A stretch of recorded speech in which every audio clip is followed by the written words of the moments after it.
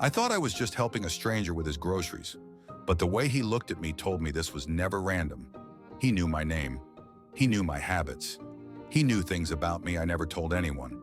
He said he needed to know what kind of man I was before he showed me something that could change my life. What I did not know was that his test would lead me back to the one memory I spent years running from. And once that door opened, there was no closing it again. You are watching Betrayal Story Central. Let's step into the story. He was staring at me long before the groceries fell. I noticed him while I walked out of the supermarket, an old man near the exit, holding two heavy bags, watching every person who passed as if he were waiting for something or someone. His eyes followed me for a second. Then I kept walking. I told myself he was probably confused, or lonely, or just tired, but the way he stared made something inside me tighten. I reached the parking lot. I was a few steps from the bus stop when I heard a sharp crash behind me. Glass breaking, a soft grunt of pain. I turned. His groceries were scattered across the ground.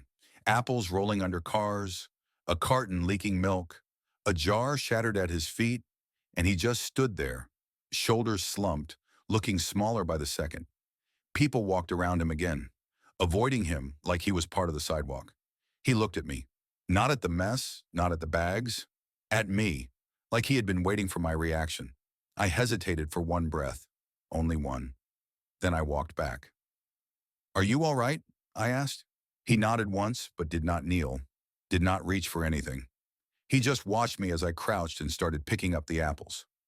"You did not have to come back," he said. "I know," I replied. His voice was steady, too steady for someone who just dropped everything. "What made you stop?" he asked. "I saw you needed help." He tilted his head. "Plenty of people saw me." "I know," I repeated. "And they kept walking," he said. His tone held no resentment, no sadness, only curiosity, deep curiosity.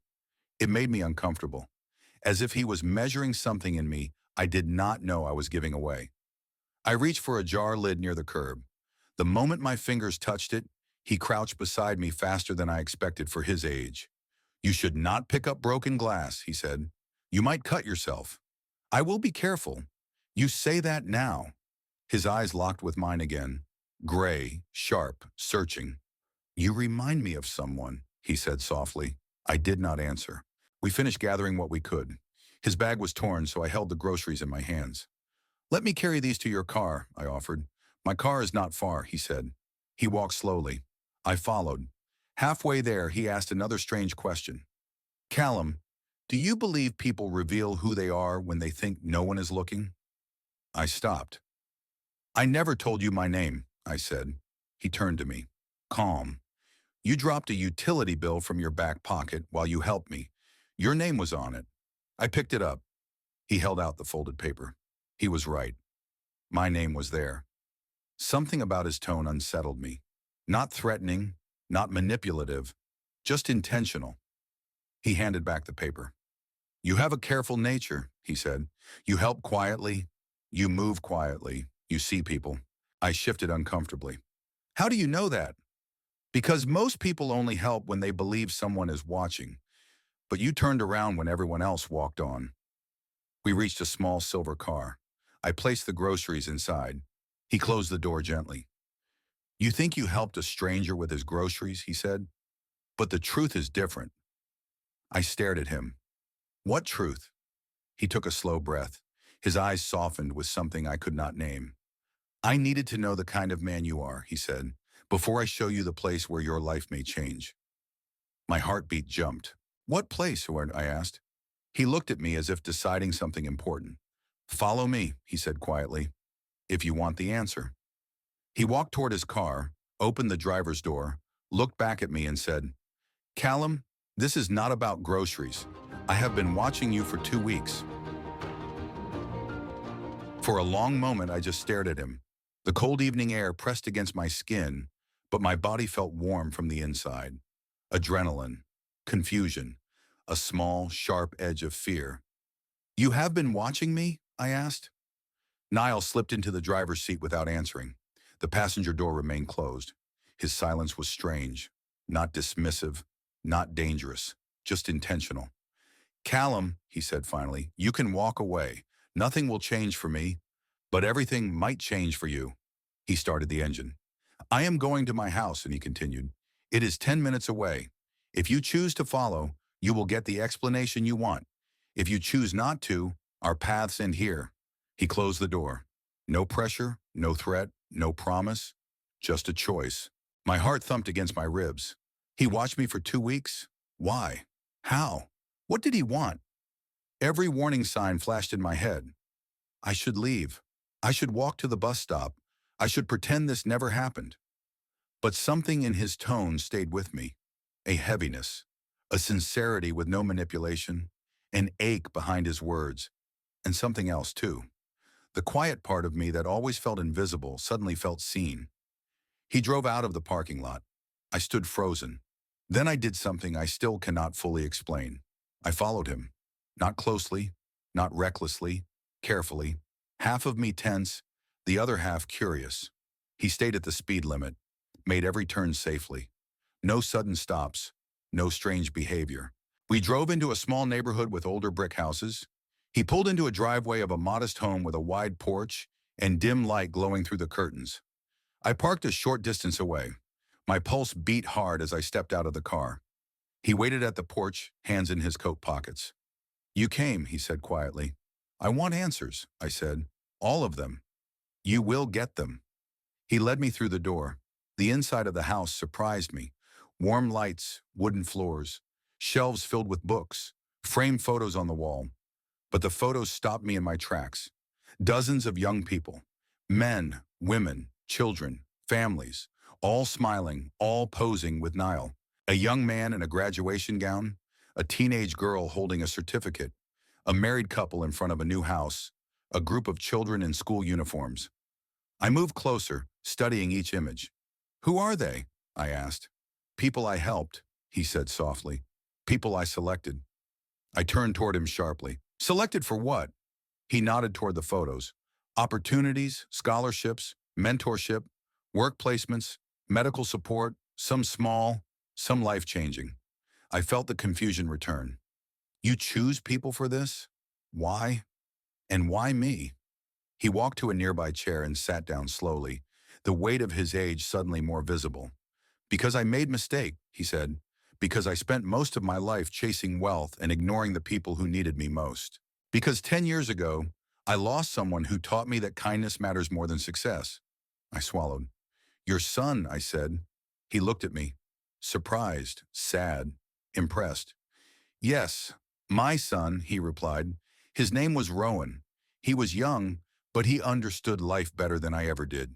He helped people in small, simple ways. The same way you helped me today. I felt my chest tighten. He died, Niall said, and I realized I never paid attention to what made him special. I decided to honor his memory by finding young people who carried the same heart he did. And you think I do? I asked. He nodded. I saw you 2 weeks ago, he said. You helped a homeless man outside the convenience store. You gave him your umbrella. You did not film it. You did not look around for praise. You walked away quietly. My throat felt thick. You saw that? I asked. I did, he said, and I wanted to know if it was a moment or a pattern. So I watched, not to invade, to confirm. I felt my pulse slow. The fear lifted. Confusion softened into understanding. So what now? I asked.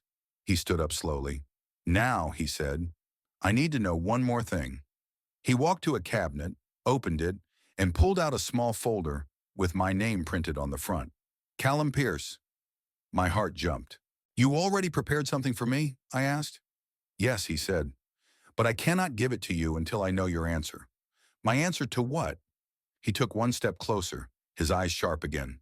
To this question, he said, do you want your life to stay the same? He handed me the folder but kept one finger on it. Your answer decides whether you open this.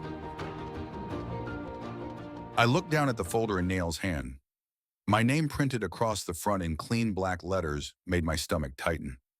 It felt strange to see my full name in a stranger's house, on a document he prepared before I even knew he existed. What is inside? I asked. That depends, he said, on whether you want to open it. His tone was calm, almost gentle, but it carried the weight of something serious, something bigger than groceries, or kindness, or chance. "I do not even know you," I said. "No," he replied, "but I know something true about you." "What is that?" "You are a good man when nobody is watching." I felt heat rise behind my ribs. I was not used to someone saying anything like that about me. "So you followed me for weeks?" I asked. "I observed, honey," he said. "There is a difference. I did not invade your privacy. I watched your choices." "My choices?" He nodded. "You helped the old woman who dropped her cane on Riverway Street. You helped the boy who fell off his bike. You gave your spare gloves to that delivery man waiting in the cold." I blinked slowly. "How do you know all of that?" I asked. He folded his hands over the folder. "I go for walks," he said simply. "I watch the world. I watch who steps forward and who steps away.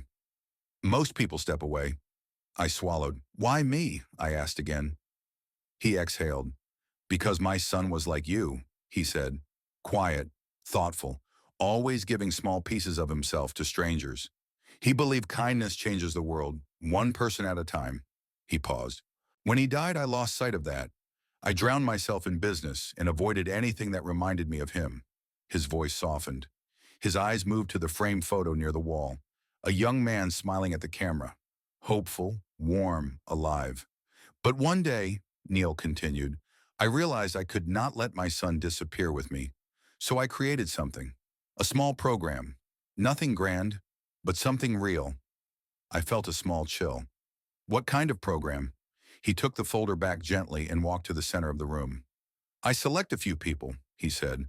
"People who show compassion without reward. People who do not announce their goodness. People who see others." He turned toward me again. "My foundation supports them, teaches them, lifts them, helps them build the future they deserve." A long silence followed.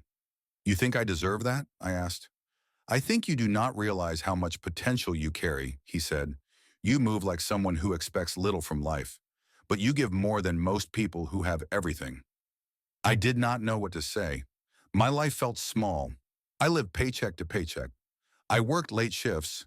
I had dreams but no roadmap. He was offering something that did not happen to people like me. "I still do not understand why you need me to follow you," I said. He nodded. "Because before I offer anyone a place in my foundation, I need to see how they respond to uncertainty." "Uncertainty?" "Yes," he said. "Life does not warn you before it changes.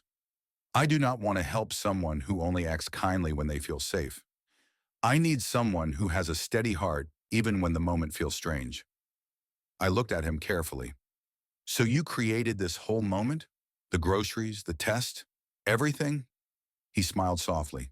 "No, the groceries were real. My hands slipped.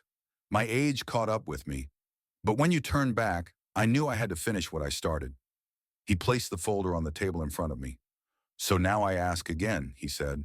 "Do you want your life to stay the same?" A quiet pressure rested in my chest. This man might be eccentric. He might be unusual, but nothing in his eyes looked dangerous. He looked like someone who had carried grief for too long and was trying to turn it into something good. "I do not want things to stay the same," I said. He nodded once. "Then follow me," he said. "There is one more place I need to take you." "Where?" "My son's house." The words hit me like a sudden drop. "His house still stands," Niall said. "I kept it exactly the way he left it. I want you to see something he wrote before he died." "Why me?" I asked again, softer this time. "Because your heart moves like his did," he said, "and I need to know if this connection is real." I exhaled slowly. "Fine," I said. "I will follow you." He gave a small, relieved nod. "Good. Then take your car. My son's house is only a few minutes from here." He moved toward the door. "Callum," he said quietly, "prepare yourself. What you see there will change the way you see your own life." He paused with his hand on the doorknob and added, "My son left a letter addressed to someone he had not met yet. I think it might be you." I followed Niall through quiet streets lined with trees that were losing their leaves. The city noise faded behind us. The houses in this neighborhood looked older, not wealthy, but cared for. The kind of place where people stayed for decades. Niall's car slowed in front of a small brick house with pale blue shutters. A single porch light glowed in the fading evening. The house looked ordinary, quiet, a little lonely. He stepped out of his car and waited for me. I parked along the curb and walked toward him. This was his home, Niall said. Rowan, my son. I looked at the house again, trying to imagine the young man in the photos living here. Smiling, dreaming, growing, leaving handprints on these walls. Why bring me here, I asked. You will understand soon. He unlocked the door slowly. The hinges creaked softly as we stepped inside. The air felt still, not stale, just still, like the house was holding its breath. Inside, everything looked lived in, warm, thoughtful, bookshelves along the wall, a guitar leaning against a chair, a coat still hanging by the door, a pair of sneakers neatly placed beside it. It felt like Rowan had stepped out for groceries and would be back any minute. My chest tightened for reasons I could not name. Niall moved quietly through the living room. He touched the back of a worn armchair with a softness that told me he had done this many times. He was 23 when he passed, Niall said. This house holds more of him than anything else I kept. I walked slowly, studying the photos on the mantel. Rowan with friends, Rowan laughing at a picnic, Rowan holding a stray dog, Rowan with Neil in a garden. Every photo held the same expression, gentle, open, bright. Niall noticed me looking. He had a way of making people feel seen, he said. People trusted him. They talked to him. They told him things they had never told anyone. I nodded, unsure what to say. He stepped toward a hallway. Come, he said. We walked into a small room at the end of the hall, Rowan's bedroom. It was simple. A neatly made bed, a desk with stacks of notebooks, a window with light curtains swaying slightly. Niall stopped at the desk. He wrote often, he said. Thoughts, hopes, fears, lessons he learned from people he met. He opened the top drawer and pulled out a leather-bound journal. He handed it to me. Read page 57. My hands felt warm as I held the journal. The leather was soft, worn from years of use. I opened to the page. There was a dated entry, written in steady handwriting. There is a kind of person who helps quietly. Not for recognition, not for praise. They help because something inside them refuses to walk away. I met someone like that today. It reminded me of the person I want to be. My breath caught. I read the next lines. If I ever have the chance to build something meaningful, I want it to go to people like him. People who carry kindness without seeing it as a gift. People who do good even when nobody knows. I looked up at Niall. He watched me closely. You were not the person he met that day, Niall said, but you carry the same spirit he wrote about. I turned back to the journal. At the bottom of the page, there was a final line. One day, I hope someone like this crosses my path again. I felt something shift inside me, something warm, something painful. You think this is me? I said quietly. I do, Niall replied. I think Rowan had a way of sensing souls long before I did. And when I saw you 2 weeks ago, helping that man, I felt the same instinct he wrote about. I closed the journal slowly and placed it back on the desk. This is a lot, I said. I know, Niall replied, but I needed you to see him, to understand why I chose you. Not out of pity, out of purpose. I took a slow breath, trying to settle the weight in my chest. What now? I asked. He reached into a box on the desk and took out a sealed envelope. This, he said, is the letter Rowan wrote to the person he hoped to meet, the person he believed would carry forward what he never got to finish. I stared at the envelope. It is time for you to read it, he said. He placed the envelope in my hand and whispered, Callum, I think this letter was always meant for you. The envelope felt heavier than it should have. My name was not written on it, but the way Niall placed it in my hand made it feel personal, as if it had been waiting for me long before I ever stepped into this house. Read it when you are ready, he said. But I could not wait. Not after everything I had seen. Not after standing in the room where Rowan dreamed his last dreams. I sat on the edge of the bed and opened the envelope carefully. Inside was a folded page, neat and unwrinkled, as though it had been opened only a few times in its lifetime. The handwriting was Rowan's. To the person I have not met yet. My breath caught. If you are reading this, then my father must have chosen you. I hope he chose well. Not for me. For him. He carries so much guilt that most days it weighs him down more than age or grief ever could. I glanced at Neil. His eyes stayed on the ground. Rowan continued. I want him to find peace. I want him to learn that kindness is not weakness. It is direction. People like you understand that without needing to be told. My chest tightened. If my father brought you here, then you helped someone without thinking twice. You acted from your heart, not from performance. That tells me you are the kind of person I prayed would cross his path. I blinked slowly. Prayed. For someone like me? He may not say it, but he needs someone to remind him of the world beyond grief. Help him see that the goodness he ignored all his life still exists. I swallowed hard. And if he offers you an opportunity, take it. Not because of him, because you deserve to walk through open doors. People like you usually stand in front of them and wait for permission that never comes. The words pierced me in a way I did not expect. I read the final line. Make your life wider than your fears. And if you ever wonder whether your small actions matter, remember this moment. You are here because they do. I folded the letter slowly. My hands felt warm, almost trembling. This letter, written for someone Rowan never knew, spoke into places I had not touched in years. Places held back by doubt. Places bruised by quiet expectations. Places hidden under the feeling that life had already decided my limits. Neil sat in the chair near the door. His shoulders were hunched, his head bowed slightly, as if he did not feel worthy of listening. How long have you been waiting to give this to someone? I asked. 10 years, he said. Why not earlier? Why not someone else? His eyes lifted toward me. Because I never found the right person, he said. Kindness is easy to fake when people are watching. I needed someone who showed it when there were no witnesses. Rowan asked me to trust signs, not appearances. He stood slowly, walked to the window and looked outside. My son was everything I could never understand, he said softly. He gave without fear. He cared without measuring what he got in return. I spent most of my life telling him to be tougher, to protect himself, to focus on success. He let out a long breath. I wish I had told him he was enough. I wish I had learned from him sooner. I watched his back as he spoke. His grief was not loud. It was quiet, old, heavy. A grief that had settled deep inside him, shaping his days and slowing his steps. I failed him, Niall said. So this foundation, these people on the walls, this house kept exactly as he left it. This is how I try to fix what I broke. It is not your fault, I said gently. He turned to me. Maybe not entirely, he said, but guilt does not care about logic. It cares about memory. He stepped closer and looked at the letter in my hand. You are not here by accident, he said. Rowan's words found you at the exact time they were needed. I nodded slowly.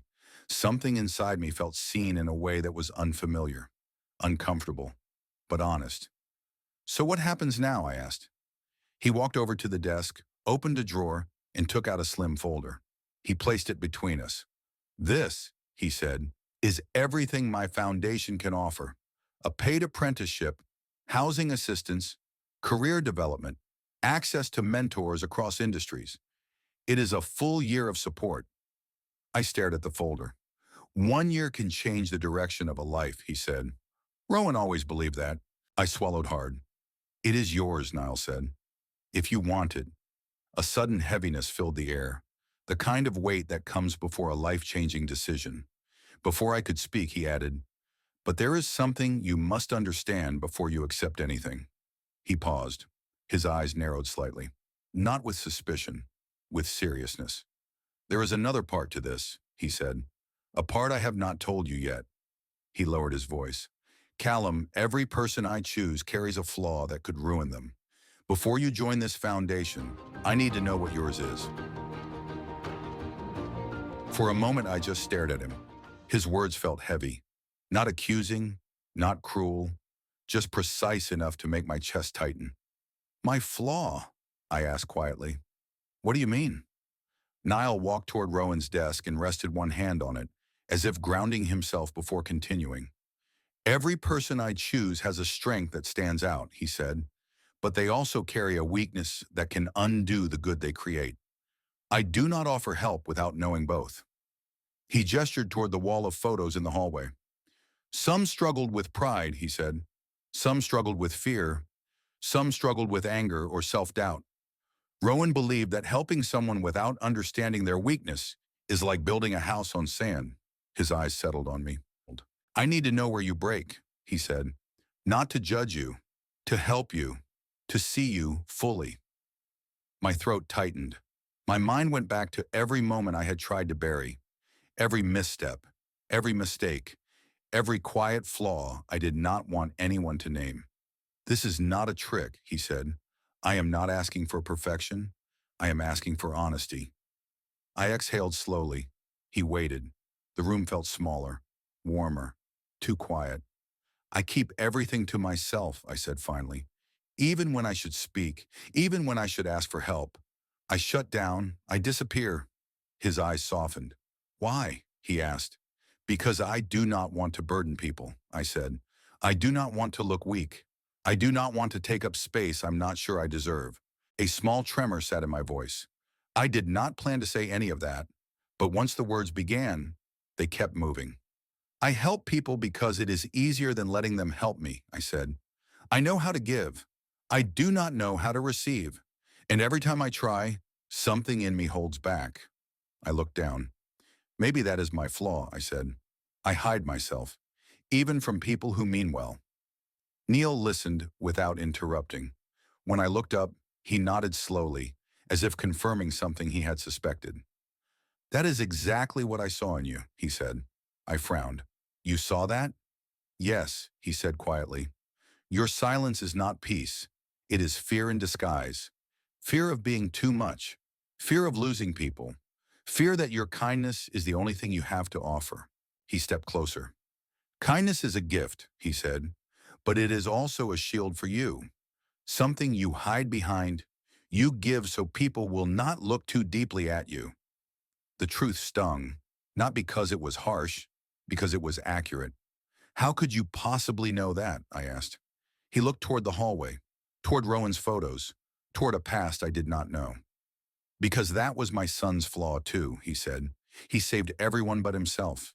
He gave until he had nothing left. He hid his struggles behind good deeds. He carried the world quietly until his heart could not take the weight anymore. A silence settled between us, heavy, sincere. He helped everyone, Neil continued, except himself, and I was too blind to see it in time. He turned toward me fully. This foundation is not only about helping others, he said. It is about teaching people like you to let others in, to accept support, to stand firm without giving everything away. His voice grew softer. I do not want another person like Rowan to break under the weight of their own goodness. I inhaled slowly. So what happens now? I asked. He walked back to the desk and picked up the folder again. Now, he said, I show you what your life could look like if you accept this. He placed the folder in my hands. This time he let go. Open it, he said. I hesitated. My fingers trembled slightly. Inside the folder were details: financial support, housing options, mentorship placements, names of companies, training schedules, a stipend, a year of stability I had never imagined possible. I looked up at him. This is too much, I whispered. No, he said firmly. This is the life you should have had long ago. Rowan wanted this for someone like you. I want this for you now. I swallowed hard. You think I deserve this? He nodded once. I think you have spent your whole life giving, he said. It is time someone gives to you. My breath trembled. So all I need to do is say yes? I asked. His expression changed, just slightly, enough to tell me the easy part was over. No, he said. You need to do something else first. Do what? He stepped closer, his eyes clear. You need to prove that you can let someone help you without pulling away. My chest tightened. How? I asked. He took a slow breath. By telling me the truth about the moment that changed you, he said. The moment that taught you to hold everything inside. His voice lowered. Tell me the story you have never told anyone. I stood there holding the folder, feeling its weight press against my palms. Neil's question swirled inside me. The moment that changed me, The moment I learned to hold everything in. I avoided his eyes for a long time. The silence stretched. He waited without pushing. You ask like you already know something happened, I said. I do not know, he replied. But I see it. It sits behind your eyes. It moves in your voice. People do not hide themselves this well unless they learn to protect something. I inhaled slowly. My chest tightened. My pulse felt heavy. I have not told this to anyone, I said. That is why you must say it, he answered. I sat down on Rowan's bed. The mattress dipped quietly under my weight. The room felt smaller, the air warmer. Niall stayed near the doorway, giving me space. It happened when I was 17, I said. I was staying with my aunt for a few months. My mother was working double shifts. My father left when I was younger, and she did not have anyone else. I rubbed my thumb over the edge of the folder. At my aunt's house, there was a boy, my cousin. His name was Flynn. He was a year older. Everyone thought he was perfect, smart, charming, confident. My voice grew quieter. But when the adults were out of sight, he was different. Niall's expression shifted. He did not interrupt. He bullied me, I continued. Not the usual kind. He knew how to hit without leaving marks, how to humiliate without getting caught. He made fun of everything, my clothes, my voice, my quietness. My throat tightened.